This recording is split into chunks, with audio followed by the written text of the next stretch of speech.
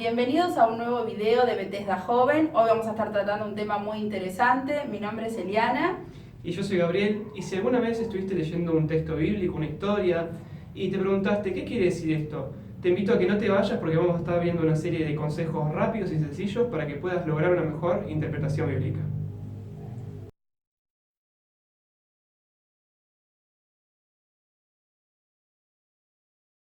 Lo que tenemos que hacer para lograr una correcta interpretación bíblica es plantearnos una serie de preguntas. Y a medida que nos vamos respondiendo a estas preguntas, vamos a ir entendiendo ese pasaje. Estas preguntas son: ¿quién era el autor de ese texto y a quién era dirigido? ¿Cuál era el contexto histórico y cultural en el que se escribió ese pasaje? ¿Y qué tipo de texto estamos leyendo? Vamos con la primera pregunta. Lo primero que nos tenemos que preguntar es quién escribió el versículo que estoy leyendo y a quién está dirigido ese versículo. Parecen ser preguntas bastante sencillas o lógicas, pero esa va a ser la base para los siguientes análisis que vamos a realizar. Si no sabes quién escribió ese pasaje, es decir, quién fue el autor y a quién está dirigido, te recomiendo que utilices una Biblia de estudio que te va a guiar para saber quién fue el autor y a quién le escribió eso que estamos leyendo. Por ejemplo, algunas de las Biblias de estudio que te puedo recomendar son las del Diario Vivir o la Biblia Plenitud, que tienen muchísima información sobre quién fue el autor, a quién está dirigido y también sobre el contexto histórico y otras cosas que te van a ser muy útiles. Como regla general, es necesario e importante buscar qué quiso decir el autor cuando escribió ese pasaje y no lo que ese pasaje significa para mí cuando lo estoy leyendo. La segunda pregunta que nos tenemos que responder es cuál era el contexto histórico y cultural en el que se escribió el texto en cuestión. Esta quizás sea la más importante y para realizarla lo principal que hay que hacer es no tomar el versículo de forma aislada, sino leer el capítulo en su totalidad e incluso, si podemos, leer todo el libro entero, ya que mientras más leamos de esos pasajes, de esa historia, más vamos a entender de la misma y vamos a llegar a una mejor interpretación bíblica. Acá uno tiene que ubicarse en el contexto en el que se escribió este pasaje. Es decir, que uno tiene que ver en qué tiempo histórico estamos, cuál es la situación política del momento.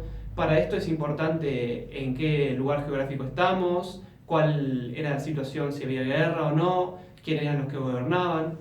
Todas estas cosas que podamos encontrar van a hacer más rico nuestro análisis y nos van a llevar a entender por qué el autor escribió lo que escribió. ¿Cuáles eran las costumbres de ese momento?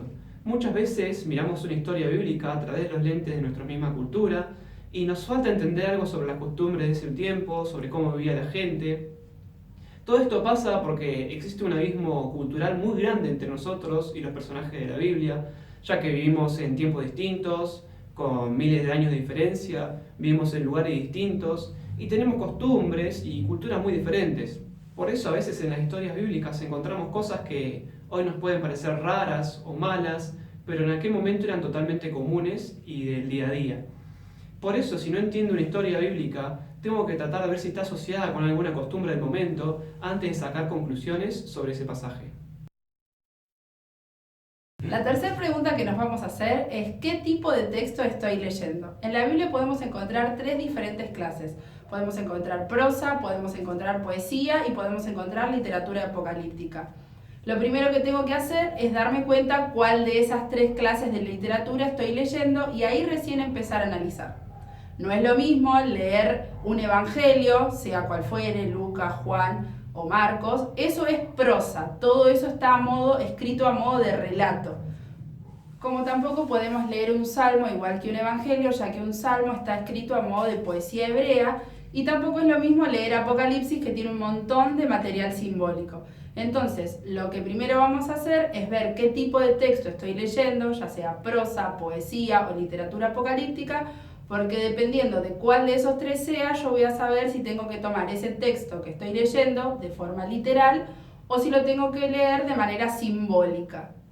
Una herramienta muy rica también es estudiar las palabras. Muchas veces cuando leemos un pasaje no entendemos lo que dice ese pasaje en la oración completa, pero lo que podemos hacer es estudiar las palabras por separado y ver cuál es el significado de esas palabras por separado para entender un poquito mejor lo que dice dentro de la oración. La Biblia fue escrita en tres idiomas, en griego, en arameo y en hebreo. Muchas de esas palabras que están escritas en el idioma original, a la hora de hacer la traducción al español, el idioma que hablamos nosotros y que leemos en la Biblia, no se encuentran esas mismas palabras, entonces hay palabras similares. Entonces es muy importante hacer un estudio de en qué idioma fue escrito ese pasaje que estamos leyendo, porque gracias a que podemos buscar esas palabras vamos a entender el pasaje un poco mejor. Una vez que hemos respondido todas estas preguntas, ahora sí podemos buscar la aplicación de este texto. Pero, ¿cómo podemos aplicar en la vida de hoy día, en nuestra propia vida, algo que fue escrito para personas con una cultura tan distinta y hace tanto tiempo? Muchas veces, como por ejemplo en el Antiguo Testamento, encontramos una serie de reglas que eran específicas para el pueblo judío en aquel momento. Sin embargo, luego de hacer todas estas preguntas, podemos intentar descubrir qué principio moral o principio espiritual podemos tomar de los pasajes que podemos aplicar los creyentes de hoy en día. Lo que uno tiene que hacer es poner en palabras fáciles lo que el autor quiso decir, de modo de que yo y los demás puedan entenderlo. Pero hay que tener mucho cuidado en no concluir principios o teorías a partir de versículos individuales sin hacer el previo análisis que ya dijimos, ya que esto nos puede llevar a prácticas erróneas y que nos alejen de la voluntad de Dios. Para finalizar, vamos a leer un texto bíblico para aplicar todas las reglas de las que estuvimos hablando. Y queríamos hablar con ustedes de 1 Timoteo, capítulo 2, versículos 11 y 12, que dice: la mujer aprende en silencio con toda sujeción, porque no permito a la mujer enseñar ni ejercer dominio sobre el hombre, sino estar en silencio. Y capaz que esto uno hoy en día lo lee y le parece chocante, pero bueno, vamos a tratar de hacer el análisis y ver qué encontramos.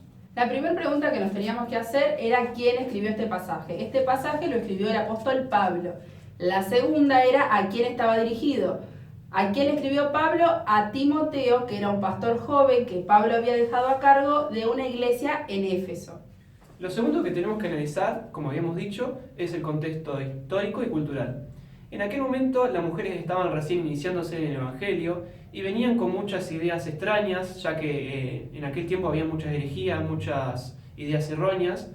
Entonces por eso que Pablo da esta ley, este mandamiento, pero que era específico para ese momento. Era específico para ese momento y no era que todas las mujeres tenían que estar en silencio, ya que había mujeres, por ejemplo, diaconisas que trabajaban dentro de la congregación. Uno de los casos más conocidos es Priscila, que trabajaba con Pablo. Entonces tenemos que tener en cuenta que dentro de este contexto las mujeres podían trabajar, no era que estaban en total silencio, sino que en esta iglesia las mujeres nuevas tenían que guardar silencio para no enseñarle mal a los nuevos cristianos. Lo que estamos leyendo es una prosa, es decir, un relato histórico, porque es una carta que le escribió Pablo a Timoteo. Todo lo que está escrito lo tenemos que tomar de forma literal porque es una prosa. Entonces, ¿qué aplicación podemos encontrar a este texto? Bueno, lo que podemos ver es que no importa si seamos hombres o mujeres, es recomendable que los que recién están empezando el Evangelio no sean los que enseñen, para que no se enseñen teorías incorrectas o herejías. Bueno, esto ha sido todo. Y los esperamos en el próximo video, así que seguinos en nuestra página de Bethesda Joven y te esperamos.